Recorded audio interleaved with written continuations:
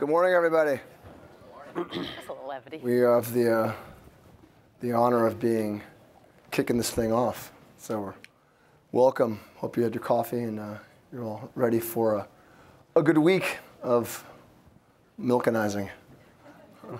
My name is Sean Amos. I'm founder and CEO of Freshwire. I have the pleasure of being back here for a third time, moderating a group of people much smarter than myself. I want to start off with some introductions right off the bat, and we'll keep moving. We'll leave some time for questions at the end. To my left, Josh Mandel is Vice President and Managing Director of RGA. He was previously Managing Director at 72 and Sunny. Welcome, Josh. To his left, Bonin Bao, Vice President and Global Media and Consumer Engagement, Vice President of Mondelez International. He was previously Senior Global Director of Digital and Social Media at PepsiCo. Welcome to you. Thank you. And to his left, Jamie Goodfriend, Chief Strategy Officer of the Intelligence Group, a division of Creative Artists Agency. They're a youth-focused, research-based consumer insights company dedicated to identifying emerging movements in popular culture and translating them into relevant knowledge for companies, brands, and institutions. Welcome, Jamie. Thank you. If I can see you there. And lastly, Clara Shai, CEO and co-founder of Hearsay Social, an enterprise software company allowing businesses to apply leading social business techniques to attract prospects, retain customers, and deepen relationships, grow businesses. She's also a board member of Starbucks and the author of a book she was nice enough to give me called The Facebook Era. Thank you for the book. Welcome.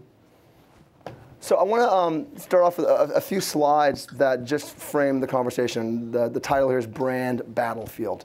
All the folks on the stage here have made it their life's work and their passion to figure out how to help businesses and brands, employers, tell their stories online and deal with this new world that we live in. There's a massive change happening. We did a panel like this a couple of years ago, and the room was about a third of the size. So clearly, everyone's waking up to this topic. So just a few things to sort of just to frame the landscape that we're in right now. If you can put up slide one, please. A lot of people are sharing content online. We live in a world where folks are seriously oversharing. And I think they told you to turn us to take our cell phones off, which was a bit of a struggle for us. Next slide, please. Yep. And we are at a point where people are gaining trust more in social media than ever. Clara's going to talk about this a lot in terms of how we are at a place where consumers and employees and others are really using social media in order to build relationships and make decisions online. We are spending more time on digital devices than we are watching TV. We are spending 60 minutes every day of every hour on social networks. So this is the way we are communicating. This is not a fad. This is not a trend. This is here to stay. And all of us are figuring out in real time, we're all these guinea pigs in this massive petri dish, trying to figure out how to make this work. And these folks here are at the center of that and having huge success in leveraging these platforms and advising their clients and their companies on how to create authenticity and credibility online. So I want to start off with you, Clara. You are focused on using social and content for lead generation for B2Cs and B2Bs. And you use the term social selling. And I'd love for you to explain a bit about social selling and how why everyone should be doing more social selling. Sure. So it's not just lead generation, but it's cultivating and deepening relationships. So Hearsay works with 75,000 financial advisors, insurance agents, and other financial services relationship managers. And what we're finding is that especially in the financial industry, where trust is shifting from institutions to individuals, where people don't trust the bank, for example, and yet the trust with their advisor has never been higher, that organizations with large sales forces have an opportunity to leverage their people to share their message in authentic and personal ways. So we found that social media is great for these types of, for all organizations, but especially if you have salespeople, really for 3 reasons. Number one, because to the content marketing piece, social media is where over 1.5 billion people now go today to consume content. They're actually in the mindset, we all are in the mindset to consume content when we open our phones and we pull up Twitter or we pull up LinkedIn. It's very different than sending your customer or your prospect an email or giving them a call. Those are highly intrusive types of communication, whereas social media and content marketing on social media is welcome. The second reason is all the sharing. Clara, can you bring up slide 10, please, for Clara? She has a couple slides here that help her illustrate her point. Sorry about that. And as you pull that up, the second reason is really all the sharing data that Sean just shared. Not only are the majority of people, both millennials as well as across the board on social media, they're spending tremendous amounts of time on social media, and they're sharing information about themselves that people never shared prior to the advent of Facebook. And so if you think about what people share in terms of their preferences, their likes, their life events, depending on your industry, there can be a lot of valuable trigger events that you can listen for. And this is what Hearsay does, is through our machine learning and natural language processing, we identify these trigger events and we notify the rep when to reach out to a client or prospect, what to say, and basically help cultivate that relationship over time. And so I think that we're really witnessing a shift right now in terms of how companies build their brands. The future of brands is really the individual. So it's individuals within your own company, as well as the individual voice of your clients and your prospects that are talking about you. So it's the individual, but there's also a big generation gap that's happening, I think, within organizations and between organizations and their audiences. And Jamie, I'm wondering, in the work you're doing with Intelligent Group, what are sort of the most profound ways in which this generation gap is revealed? Well, we always say that it used to be about the battle of the sexes, but now it's really the war of the generations. I just want to take a quick thing. How many people here are under 34? I just want to see if we have any millennials in the audience. Okay. So of you guys, 70% of you, statistically in the country, think that Edward Snowden is a hero. Can you pull up slide 16, please? And 70% of boomers think he's a criminal. So there's a big shift. And I think what's really happening is every generation has this misunderstanding or an assumption of what the other generation is about and why they behave the way they do. And right now what we're seeing in business is this massive takeover of millennials. There's 90 million of them in the United States alone. And today they represent about 200 billion in spending. That's going to 400 billion in a few years. And there's a lot of assumptions on who they are, why they do what they do. And many people don't really understand how to reach them or how to talk to them in a way that's going to engage them, as opposed to selling. Because what we see a lot of is selling as opposed to relationship building. And I think that's what Clara was talking about. It's so key to give them content, to make them feel like you care about them, because they don't want to be sold. That's the big thing. They want to be collaborated with, and they need content that's going to give them something to share with their friends. So what's fascinating is 84% of all purchasing decisions are influenced by the opinions of friends and family. So as she was saying, if you can't leverage that, then you're not really talking to people in the way that it's going to impact their purchasing decisions. Yeah, we talk a lot about, with our clients, conversations, or relationships are built one conversation at a time. And there's definitely, in the work we do, I'm sure you guys experience as well, this mentality of treating online and social as a 30-second spot. That 30-second spot mentality is really, really prevalent still. And to switch to a conversational place is a kind of a vulnerable place to be. And corporations aren't necessarily the best at being vulnerable in any shape or form. But Josh, it sort of makes me think of, you're doing work with Beats, and that's a millennial, presumably a largely millennial audience consuming Beats product. Sure. And also an audience that wants to converse and share and be engaged in a constant manner versus being sort of bludgeoned with sort of ads. So how the work RGA is doing with Beats, how are you finding sort of that transition from going from campaign mode to conversation mode? Yeah, well, I think in the world we're living in right now, it's kind of a constant battle back and forth in terms of how you're going to do it. I mean, a lot of what we do as an agency is more focused on the campaign side, because when it comes to that persistent day-to-day voice, it's actually better owned by Beats. We're not in their offices every day. We don't know when Pharrell's coming in to kind of come in and talk to people, get a picture, put it up on Twitter. They have that capability. They should own that. They should own that voice. A lot of the work that we've done with Nike over the years through New York has been a shift of, we started off with that persistent day-to-day relationship with the consumer, and then eventually their different brand groups took it on. So sportswear, football, basketball, because they should own that. That's their brand. They should own that conversation. For us, as you see some of the work we've done up there, has been around when we have a heavy up moment for a campaign, how are we going to maximize that? And honestly, the way to do it, especially with that millennial generation, isn't through TV. It's not through the actual film. It's through the conversation around the film. Right. So for instance, with the spot that we did, which I think we're going to show later, we ran it on TV, but that was all an excuse to get people on to watch it online. So the 60-second spot on TV was actually driving people to a 2.5-minute piece that lived on YouTube and lived on the website, and then generating a conversation around that.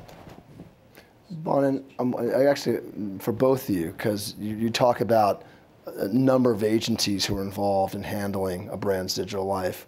Bonin, you're on the other side of that, managing a bunch of agencies. How does that coordination work, or how does that coordination hinder being spontaneous and being effective at communicating with your audiences when you've got to rely on multiple agencies who may have their own agendas and who all have their different workflows? I always find that is with larger companies, that becomes a bit of a hindrance and impediment to really getting into the social media space seamlessly and effectively. First of all, hello Milken, how are you guys? Good? I feel like it's a little too quiet in here. This is like the Super Bowl of events, so we need some excitement. I'm excited. So I think it's a good question. I think what you alluded to, and I'm very familiar with the Nike work and the folks that run the Nike side, is that the onus in these days are actually on the client. The world is a lot more difficult than it's ever been. And I hear people saying, oh, wouldn't it be easy? Well, we can't go back. It's not going to happen. So we have to be the type of clients that own our destiny.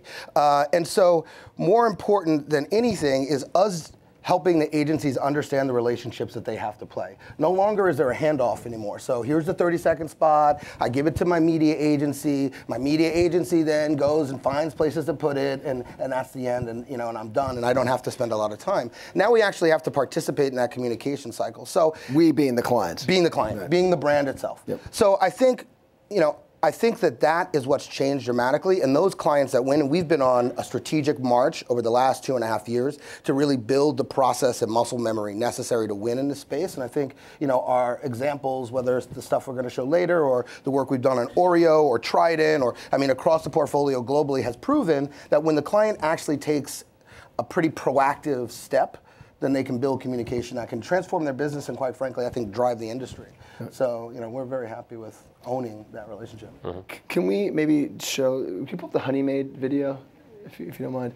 I want to show this video. Bon and I talked about this in a conversation last week. It speaks to this idea of control, right? And brands and companies needing control and the fear of getting involved in these conversations. So maybe you can talk a bit about this Honey Maid campaign and what led to this video that we'll show in a second. Yeah. So Honey Maid, and when you see the video, Honey Maid, first of all, I think the bigger thing here is that it's all about talent. So at the end of the day, I believe we will have a war on talent in the next 2 to 3 years, the likes that we've never seen. And I think there's two things that happen. One is we have MBA schools that are graduating kids that aren't prepared to actually participate in this generation's economy. And so when you look at the course description of the top 100 business schools, less than 1% even use the word mobile or social media in the course description. So we're graduating kids that aren't prepared. And then you enter into big organizations, and while they say they want innovation, many of them actually don't incentivize around it. So you have this whole thing where institutions and organizations are actually failing to build talent of the future. And then on the other side, which was okay because 15 years ago, the only way to become a VP in one of these organizations was to work at an organization that looked just like it, so that was fine. But you cut to 15 years, or you cut to right now, over the last 15 years, you have digital companies that have been born, and they're running businesses bigger, and P&L's bigger. They're the same exact people, except what's going to happen, and I talked to these guys, is they're all said, we're tired of Amazon. We're tired of Facebook. We want to go sell cookies. We want to go sell tires. We want to go sell diapers. And all these guys are now going to begin to migrate into these big CPG, these older organizations. And the challenge will be the talent that sits at these old organizations have to ask themselves, are they ready to compete? They look exactly the same educationally in terms of scale of business they've run. The difference is these guys have digital affluence. And so I think there's going to be a real challenge. And what we focused on as an organization was how do we build talent for the future? And so what you're going to see is piece of work that's actually driven by a brand director called Gary O. And so what he said was, I want to take the Honey Maid brand and I want to unlock more value by giving open a voice online in social for us to actually bring about a debate around what does it mean to have a wholesome family, which I think is pretty brave. So let's show. So before you do it, because this video was the response to the initial video. So talk real quickly about the initial video and what happened as a result of. Yeah. So there was So the 30-second spot was really looking at what does it mean, what does family mean, what does wholesome family mean? And they showed same-sex families as well as LGBT families in the setting, along with, I guess, hetero families. I don't even know what the right word on that side is. But, they showed... What? Yeah, exactly. What is that? But they showed what life really looks like in the U.S. in terms of the diversity that we have in terms of family and what wholesome family means. And as a result of that, there was a number of backlash, or a lot of backlash comments in social, saying that what the brand was showing families that weren't wholesome, and there was a lot of negative and kind of hate-based speak, and so the brand responded to that. And I think what is probably a stroke of genius in terms of communication. Let's watch it because I think it's and then I want to talk to Jamie about sort of how it reflects on sort of the Snowden comment, how it reflects on generation gaps more.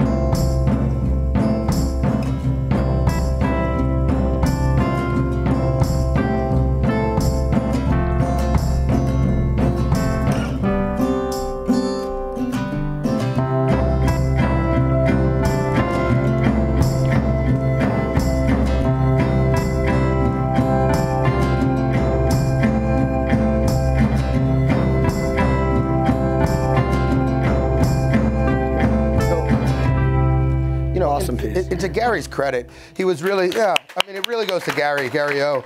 But he was very brave, and he really wanted to respond back in a positive way, but in a very public statement.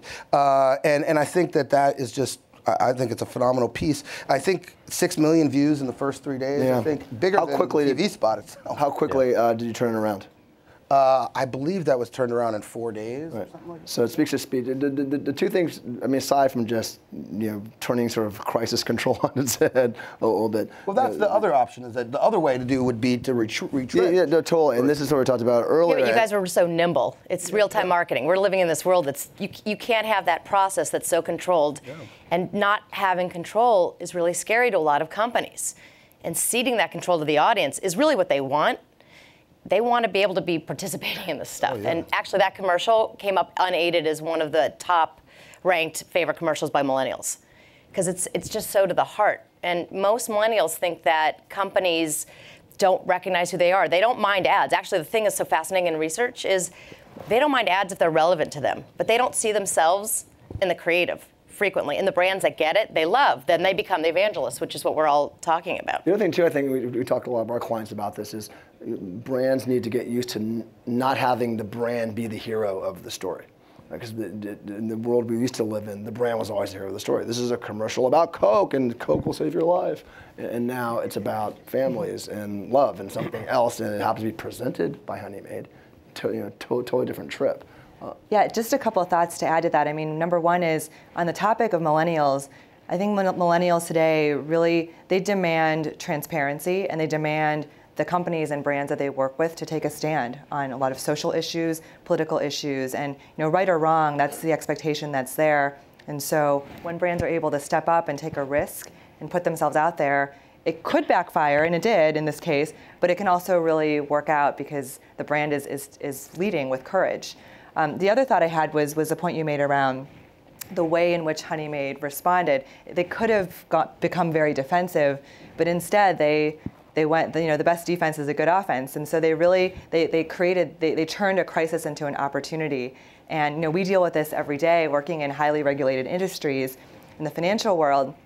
And when we started Hearsay 4 years ago, a number of these banks and insurance companies shockingly had their compliance people running their social media program. It's like, how does that figure? Awesome. Yeah. And so then you look into it, and it's because they're so worried about violating FINRA and SEC laws. And so thank goodness, 24 months into it, and certainly now we're seeing the shift where the CMO is stepping up and the heads of sales are stepping up and saying, it's my guys or gals who are out there connecting with their clients and prospects on Facebook or on Twitter, on LinkedIn. I'm going to take ownership of this program. I'm going to drive the vision. And by the way, digital and innovation is not just a job that I'm going to push off in silo to the innovation team. I'm going to own innovation. And that's what we're seeing, is that across the C-suite, that's who's driving innovation and technology. But I think there's two things. One, I think we've been using this word millennial for years. Millennials are old. Just to be clear, they actually represent our core consumers. They're mothers with children, and so I think we have this weird perception of millennial. But in reality, they're relatively old. So I'm just saying that because I'm jealous. I'm not a millennial anymore. I'm very close now. But I think the other piece is, to your point, to actually both of your points, is that we didn't just wake up and were able to turn around a spot or to turn around the Wholesome piece in 4 days because we just woke up and decided to do that. We've been on a systematic march over the last 2.5 years to build a process around real-time marketing. And I think that people don't appreciate actually how much process is required to actually be able to be nimble. And so we started really early with the Oreo Pride cookie, which huge response, but then we launched Daily Twist, where we were doing a single ad that was responding to culture every single day, learning who needed to approve, also building the courage, by the way, in senior executives so they felt comfortable that we could respond and walk that fine line. And then we did it again in Super Bowl. We've done, brand after brand. So we've spent a lot of time really building the process, and I think a lot of organizations, they want the Oreo moment or they want the Wholesome moment, but they don't want to put the effort in to actually build. Right. Did you hire differently for people and staff to do that? Is that a different kind of a...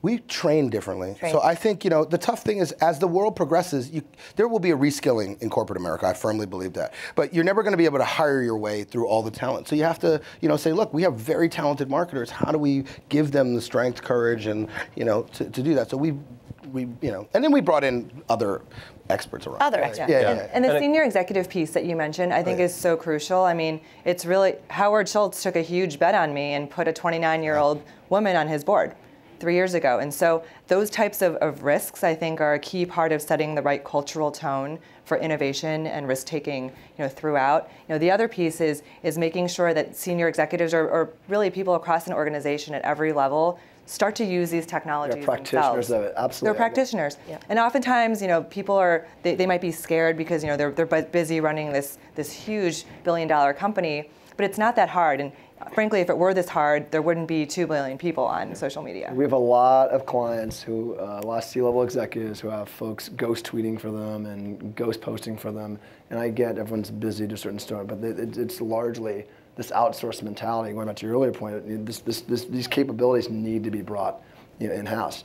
Agencies are great for scale, but in terms of reimagining these organizations where the vision comes from internally and the enthusiasm comes internally versus sort of buying it in. Only 30%. Oh, sorry. I was just going to say agencies can help with scale, but I think also, the structure needs to be there, but then the content needs to be there. Our point of view needs to be there. The reason why people reacted to Honey Maid is because they actually put an opinion out in the world. And I think that's where a lot of brands get uncomfortable because they don't think that's their place. They don't think it's their they don't think it's their voice to actually say something about culture or be a part of culture. When the reality is we're all a part of culture. Brands have as much voice in the market as anybody else, and I think the ones that embrace that and actually put a point of view out, and I know that's an overused phrase, having a point of view, but I mean that's the reality is these guys through Honey Maid put a point of view out in the world, and look what happened. People said yes, absolutely. I agree with that. I'm going to get behind it, and I think that's where it's this balance of being able to have that point of view and express it all the time, which is the structure. But then the brave part is actually having an opinion. Sure. Right. Already, we work with agencies to engage in social, whether it's 360i, who does the Oreo work, or Droga, who did that. So I don't want I suggested I'm agency partner. We like you guys having structure. We like it. Okay. I want to pivot a little bit to the idea of authorship, sort of from switching from brand to sort of individual. And Claire, your book is the Facebook, focuses on Facebook as a place for sort of in part creating that authority. But now LinkedIn is making a pretty hard play to sort of chase Facebook's tail a bit and setting itself up as being the place where their line now is people spend time on Facebook, but they invest time on LinkedIn. And so this notion that the LinkedIn user is a higher quality user, that engagement rates are better there, it's a better place for lead gen, and then that sort of coupled now with all the algorithm changes on Facebook and reach becoming harder to achieve in Facebook. I'm just wondering how you look at what kind of user needs to be on Facebook versus what kind of user needs to be on LinkedIn. And I'd like to open it to all you guys after that, sort of, because these platforms, I think, confuse a lot of folks, and why do you need to tweet versus why you need to be on LinkedIn versus why do you need a Pinterest page. But let's focus on those two, LinkedIn versus Facebook. I think a little battle's going on a little bit there. That's an interesting question. I mean, the reality is most LinkedIn users, or many LinkedIn users, are also Facebook users. Facebook is just much bigger. And people use, whether it's LinkedIn or Twitter or Instagram or Snapchat, different kinds of people and profiles of people are on different services for different reasons. So there are times when we want to connect with our friends and family. There are times when we are in business development mode or we're looking for a new job where LinkedIn might make more sense. And so I don't really think it's an either or. Just like the first wave of the internet resulted in a number of different kinds of very successful web companies. It wasn't just Google, it wasn't just Amazon, it wasn't just eBay. I think similarly, in the social web, we'll see an ecosystem of different, very strong players emerge over time. Josh, with Beats, I mean, how are they? What does success mean for them on social? Why are they spending money? For Beats, they want to be a part of culture. They want to be as deep a part of culture, and in a lot of ways are as much as a Nike or any of the brands that we look at as having an opinion and a point of view in the world. And for Beats, when you think about their market, social is a place to be. It's a place where daily conversations are happening. I mean, none of this should be a shock to us, right? I mean, the reality is we're social animals, and we now have more tools to engage with each other than we've ever had before. So for a brand like Beats, they're excited about that. It doesn't mean it's any easier. The work is very hard because we now have a lot more decisions to make. We've got more platforms to play in, but that's why you hire people who are as excited about it as you are. And for Beats, a lot of the work that we're doing is kind of flipping the model on its head. If we make a piece of film, it's about driving people into a social platform. It's not about using TV as a medium. I think, a lot of what we talk about is there's two places where TV still wins.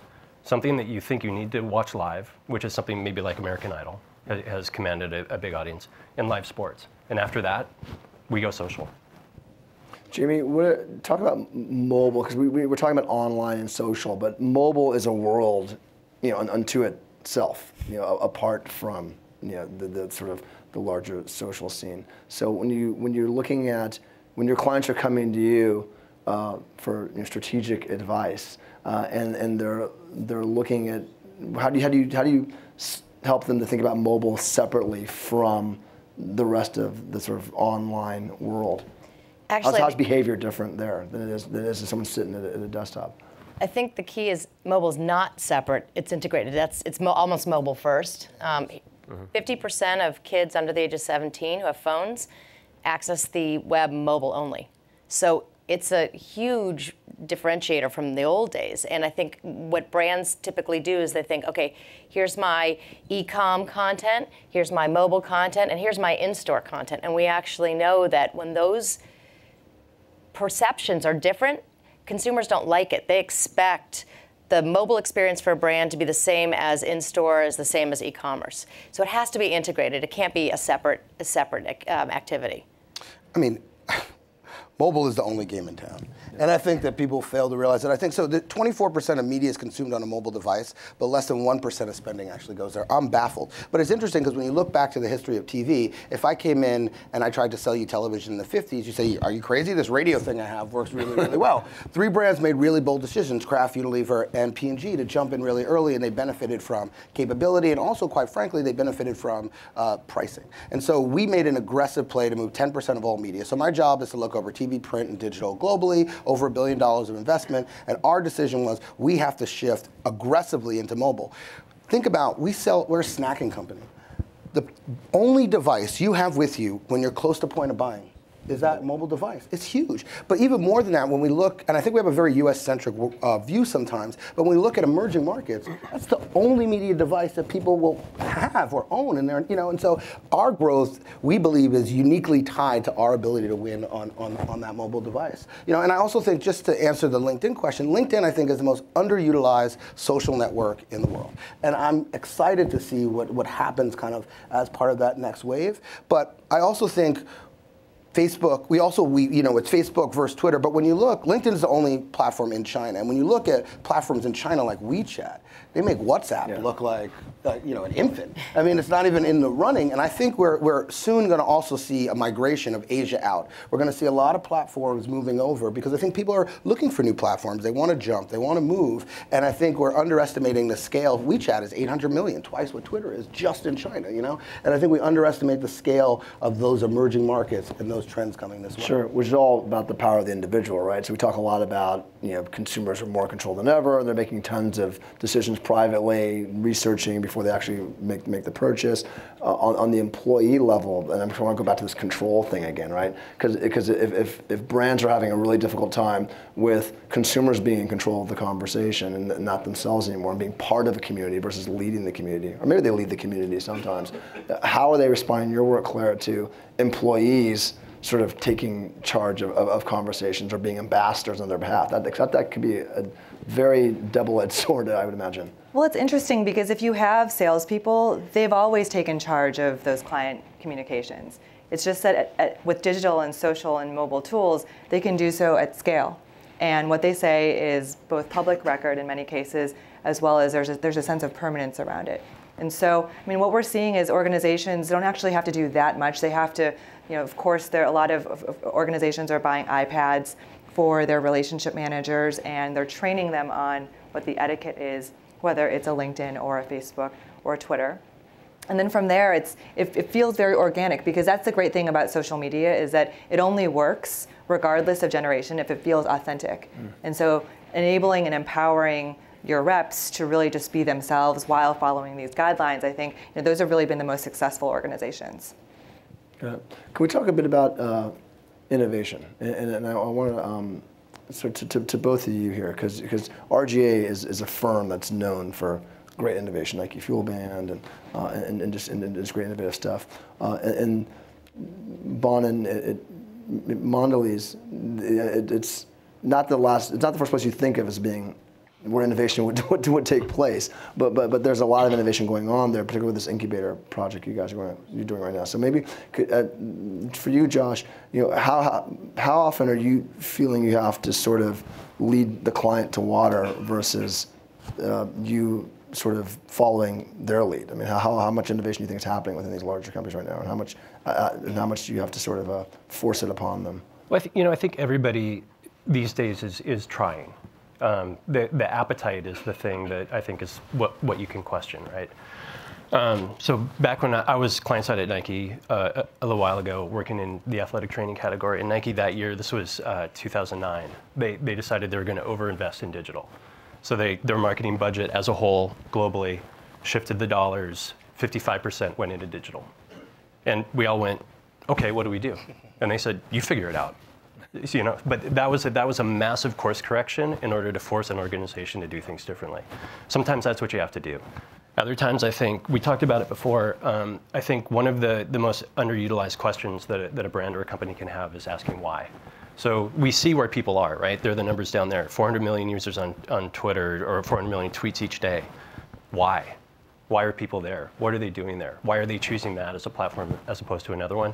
And that's where the door opens to innovation and maybe changing the way you do things, as opposed to, what was it, like a year and a half ago, everybody was chasing Facebook likes. We got to get our likes up, And you got all your likes up, and then it was like, okay, now what? So what? What do we do now?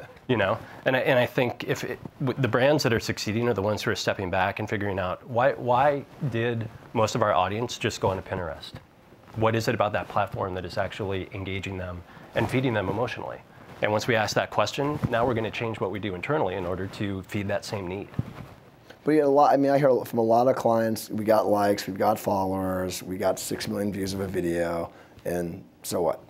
To go back to the ROI question, you pivot to the innovation thing. So is Honey Maid, Oreos, they ultimately want to sell graham crackers and cookies. That's all I do. That's literally, So is that activity selling graham crackers and cookies? Oh yeah. So I think first, on the innovation piece, I think that your point, why we made an aggressive shift into mobile is because aspirations without allocations are meaningless. You can aspire to be a great digital marketer, but if you're not resourcing against it, you're never going to get there. And so it's super important for organizations to actually really just move money. At the end of the day, that's how you train behavior.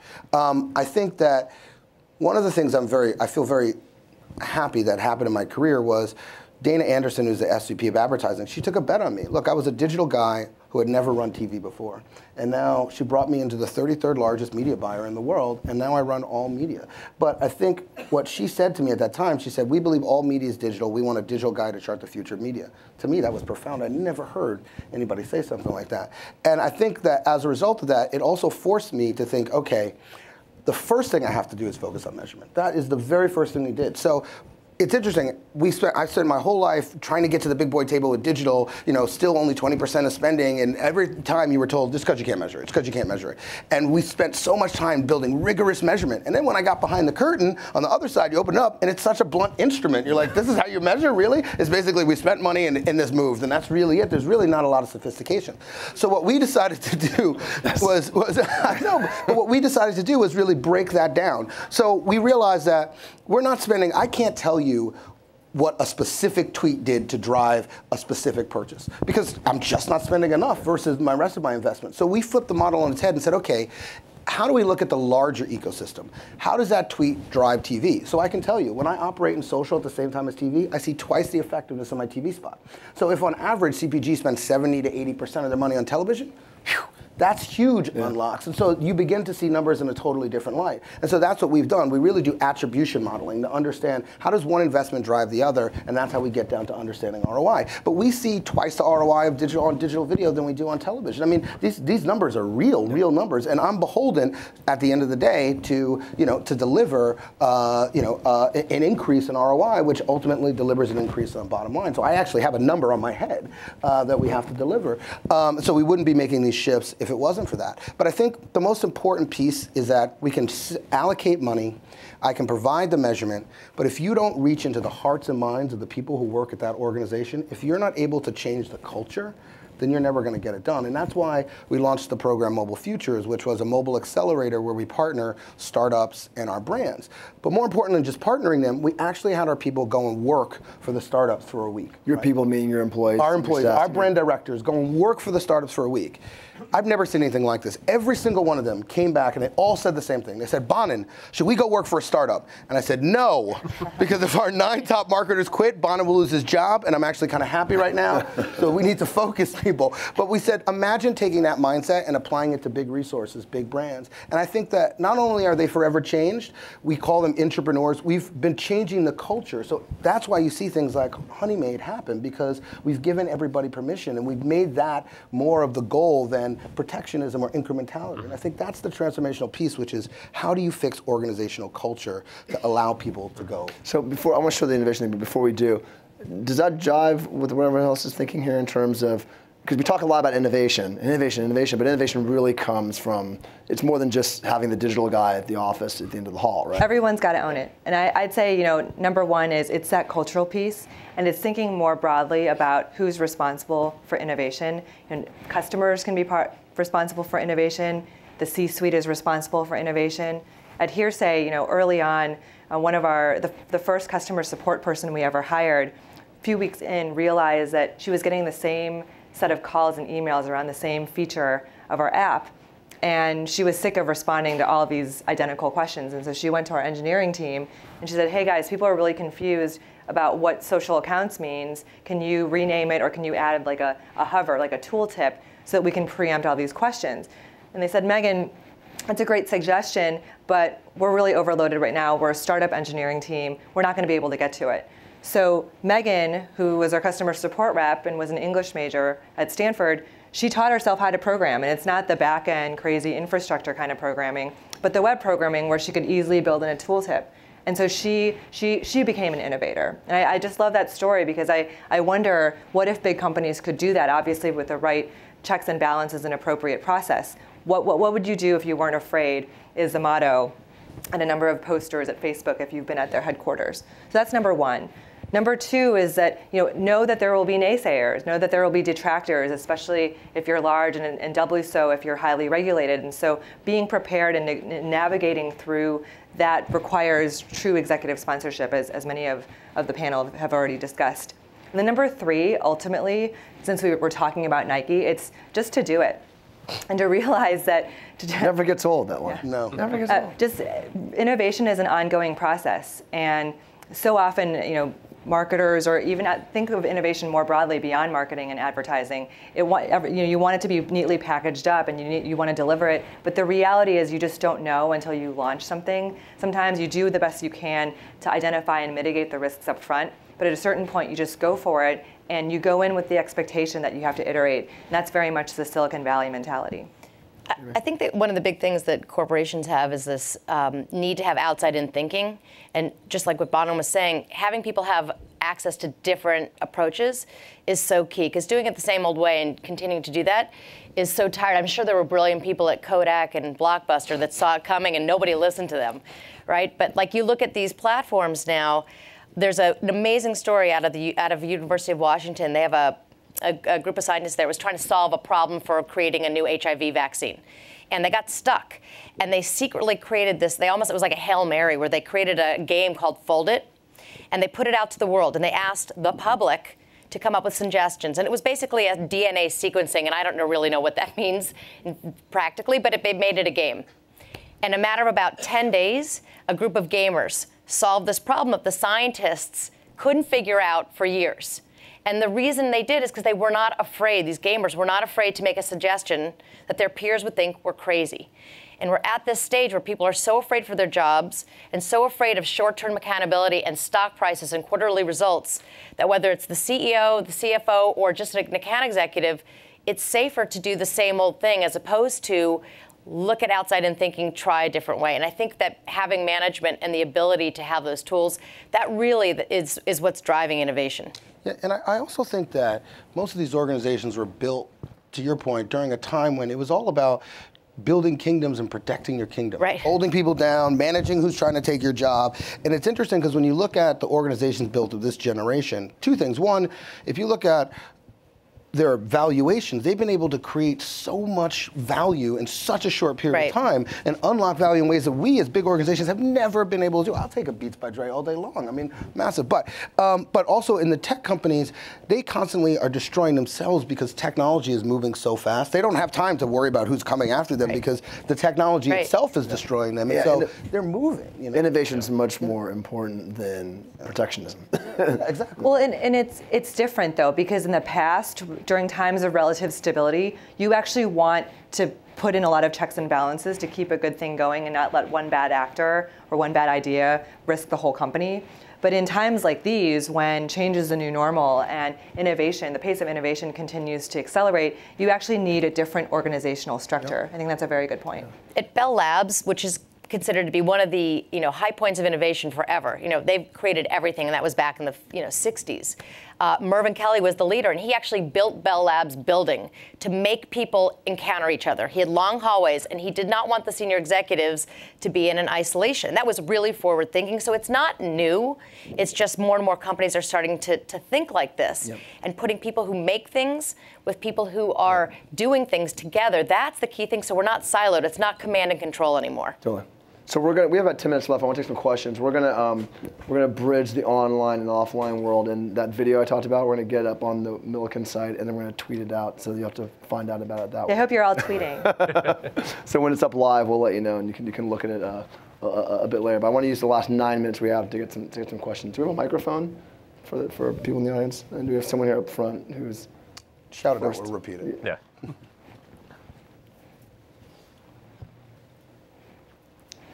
Mike may be coming here.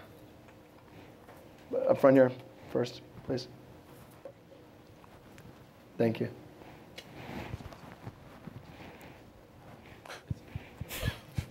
Wow, look at that. One approach. Old school. Serena Rosso is. It's on? I think it's on, yeah. Serena Rosso is my name, from Australia. This has been a very exciting session for me. Disruptors, this is what we are today, and youth are doing it for us. But you talk about revenue. There's billions of dollars of revenue being done through social media. Can you tell us, as an entrepreneur, I want to go back to Australia and make some money. Can you tell us, is it true that subscription, if you can find something right now that you can sell every month or deliver, that this is the most growing part of social media? Yeah. I don't know if it's the biggest part of social media. A lot of social media, if you look at the 200 billion plus combined market cap of Facebook, Twitter, and LinkedIn, the majority of that is coming from advertising revenue, which is not subscription. I'll talk about my world. I mean, Hearsay is an enterprise software company, and in the last decade, software has definitely moved from license to this software as a service or SaaS model, where you're charging, per user or per entity per month, and it's a nice annuity. So that's very much from a software perspective, it's a nice business to be in. I do think subscription, in my business at least, is underutilized, or we haven't really thought about what it looks like to have somebody, subscribe to candy bars, subscribe to. So I do think there's a huge unlock. But again, I think to reiterate the point is that advertising is driving a lot of it right now. But I'm actually, oddly, I will be in Australia in a week, so. Oh, well, you're invited. You guys can figure it out together. In fact, I could employ you. We'll solve the problem. The question over here, right? Yep, sir. Yeah, I love that Honey Maid ad. I'm just kind of wondering, though, why was it even necessary to take on that issue, even though millennials may want to take a stand? I mean, there are a lot of people that probably aren't going to buy that product now. Was it necessary, or was there a better issue for them to focus on to sell Honey Maid? We thought it was important to have the conversation around the piece of work that we put out, and so to respond to the community that was responding to the piece of work that we put out. So I think, you can argue whether the decision to make that spot was the right decision or not. I believe that the bravery of Gary was the right decision to make in terms of redefining what wholesome meant, in terms of being a part of kind of the cultural zeitgeist and what American families look like today, more diverse than ever before, and I think that's a positive issue to put into the public personally, but that was a decision that was made. But I think what's more important is that they did decide to respond and not leave that response. I can't see where you are, but on this poll. Oh, okay. I'm trying to find. I keep searching, but now I can't see. Period. Anyway, so I'll just look at the poll. But I think it was important for us to respond and to not leave that conversation unresponded to from a brand. And I think that's the thing that's that is changed, which is, how do you make sure that you are participating in conversations that you're being pulled into? And there was enough conversation for us to respond to. And stuff being pulled into. I mean, this is a fight for relevancy. And we're telling our clients all the time, relevancy, authenticity, credibility is the lifeblood of any corporation or anybody in the online space. I would imagine,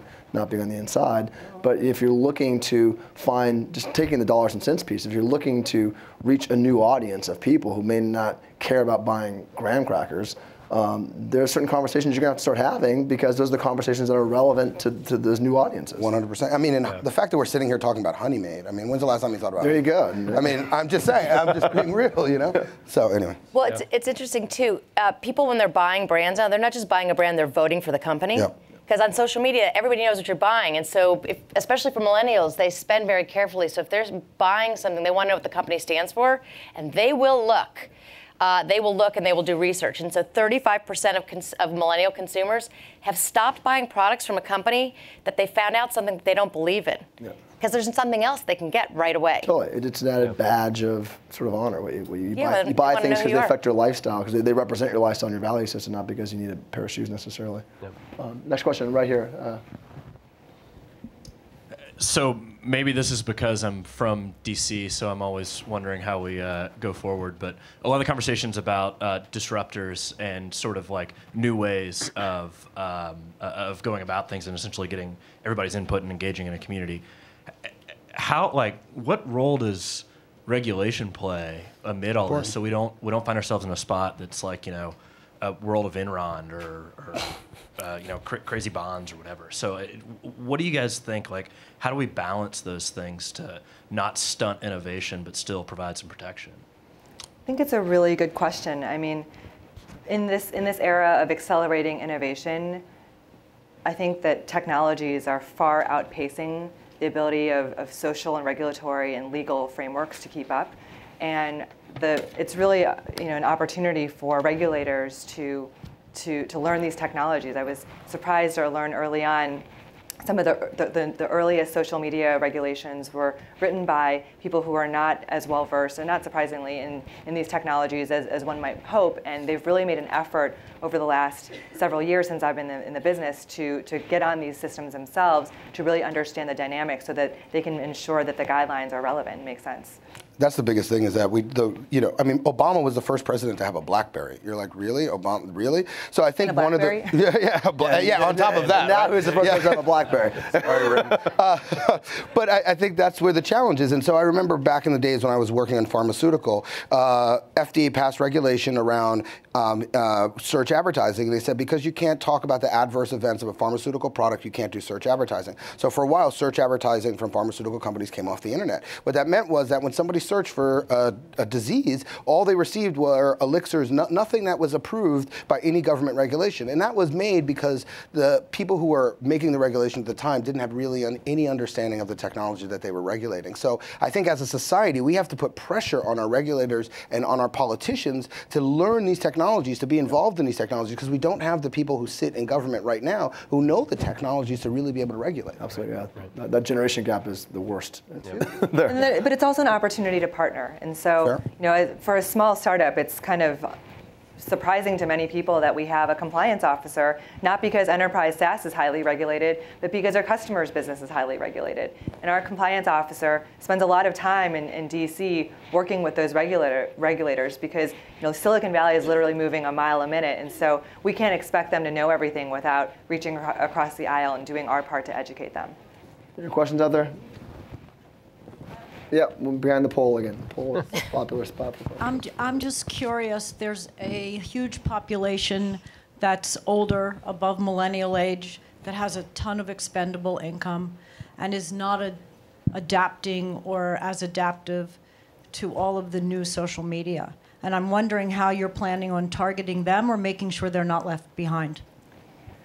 So I actually disagree with the premise in your question. I shared a slide earlier showing that 60% of the age group of 50 to 64 in the US is actually not only on social media, but active. So we're seeing a lot of boomers actually getting on social media. Most oftentimes, the initial reason that they get on is to connect with their kids and their grandchildren, but very quickly they start using these sites to connect with one another as well as with brands. So I think there's still a gap, but it's very much, it's the fastest growing group on Facebook. With all due respect, I'm talking about the 70s, the 80s, people who really, you know, they're very proud that they use email now, and they have a lot of money. And I'm just wondering if we're just going to say, you know what, oh well. Yeah, you know, please. I was just going to say, honestly, I think the answer for them is the same answer for a 16-year-old. Is we have to figure out what platforms they're using, why are they using them, what emotional needs are they satisfying, and then speak to that and answer that. You know, the fact that they might be using one medium as opposed to 15, which is, you know, the 14-year-old today, it doesn't change the fact that what we all should be doing is figuring out how to use that platform or that particular medium to reach them. And I think that's the real piece, is that they're using these platforms. They're just not using them as many, or you know. I look at my dad. My dad's 86, and the only way we talk is over text message. It's like that's all we do is text with each other. And you know, I would argue that most 70-year-olds have an iPhone. You know, and so they're using the technologies. The question becomes is what portion of it, and then how do we target and understand what the behavior is against that? Yep. AARP has launched a number of initiatives, most notably an initiative called Life Reimagined, which ORG has worked on, and we've collaborated with them on the project, which is geared towards that demo, younger as well. They're frankly trying to get people who are aging up into AARP, but they're also focused on the sort of the other end of the spectrum. And I think they're going to play a big role in this because they've got that base to talk to. And I think the point you made is also a good one. You said that they're happy just to be on email. Well, 10 years ago, we were probably also wondering if the older generation would be left behind on email. I think that the forces are so great, the shift that we're seeing is so seismic that it's just a matter of time before, you know, regardless of age, everyone's on these tools. And I think it's benefits. There's a lot of benefits. As they see what the benefits are, then it excites them to use it more. Especially if you're in a nursing home or if you're less mobile, the ability to connect with all generations and with friends. I mean, that can be really powerful and can really help improve well-being and happiness. The internet, it's not just for 16-year-olds anymore. That's the big takeaway. There you go. Last question right here in the middle.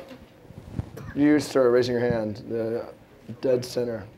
I can't describe you well because I can't see you very well. Sorry. Yeah, my name's Nick Smoot, and I was wondering, how do you see iBeacons playing into the next phase? Do you see it as something big? How do we avoid it? I think from a consumer standpoint, it kind of feels like it's a potential for obnoxious spam.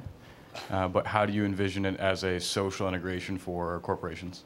And maybe just 10 seconds on what iBeacon is for those who aren't hip to what iBeacon is. In-store technology, Apple's using it, so you can go into a store. If you're on the same Wi-Fi network, you can pick up sales, pick up point-of-sale purchases.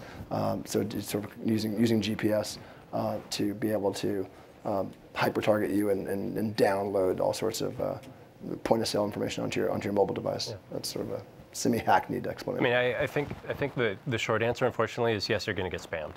I mean, let's face it, there are companies and brands who are going to exploit technologies in a very simple and ham-fisted way. You're going to know who they are. You're not going to like them. The ones that you're going to connect with are the ones going to do the hard work to figure out, hey, here's a new way to reach people. How do I utilize this platform in a way that's actually going to either bring that person value or bring them some fun, or connect them to information that they haven't been connected to before. I mean, that all of these platforms have blown up because of those things, because I got connected to somebody in a new way, because I got information that I couldn't reach before, because I'm sharing with people in a way that I wasn't doing before. So I think the brands that are going to win are going to lean into that technology in that way. Everything is ruined by advertisers, right? No, but I think that advertisers.